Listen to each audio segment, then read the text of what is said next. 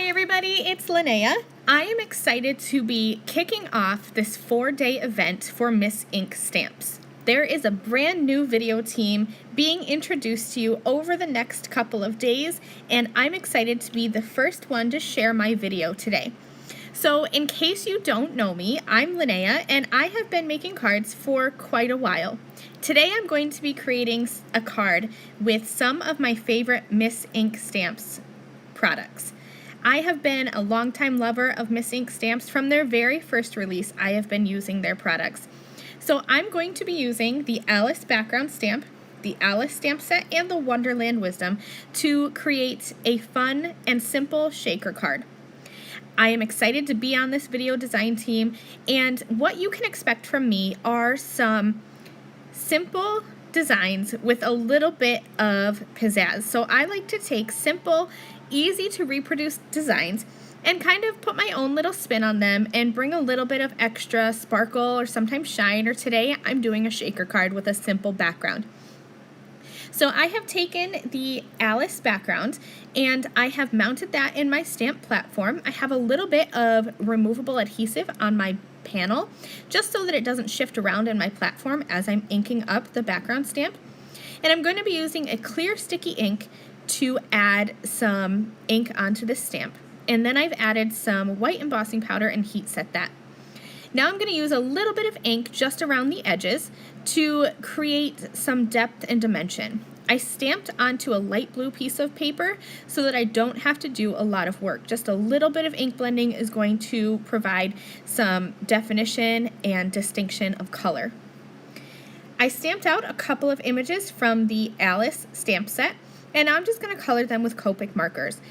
I always like to encourage you guys to use whatever you have in your craft room and whatever you are most comfortable with in your craft room. So if you have a different brand of alcohol marker, or maybe you're most comfortable with pencils or watercolor, these images can be colored with a variety of mediums. For me, right now, I have just been drawn towards Copics. I've recently grown my collection a little bit at a time, and I feel comfortable with the way that these color. So you'll probably see a lot of Copic coloring from me, but I also love to watercolor. I'm just going to add color to these images very quickly and easily. You're going to see a lot of two-color marker blending in my videos. I rarely do extravagant coloring. It is beautiful and it is gorgeous, but it's intimidating to me, and I am most comfortable with simple blends. So for my blues, I just have B21 and B23. For her skin, I like to use E00 and E21 and a little bit of R02 for the cheeks. When I color whites, I like to stick to my neutrals or to my cool grays. So I've just taken that C0 marker and just added a little bit of shadows where I want there to be dimension. Even when coloring white, there are still shadows in white, so I don't like to leave anything completely uncolored. I'll add some Y08 and Y19 to her hair to give her some blonde hair. And then for the little bottle, I'm using E53 and E55 just to color that little stopper. And then I'll use the same colors I used on her dress for the bottle.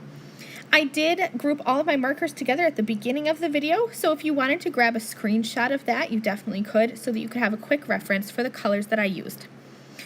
I forgot to zoom out my camera, so for this part here, you're zoomed in, but I think that you'll still be able to understand what I'm doing.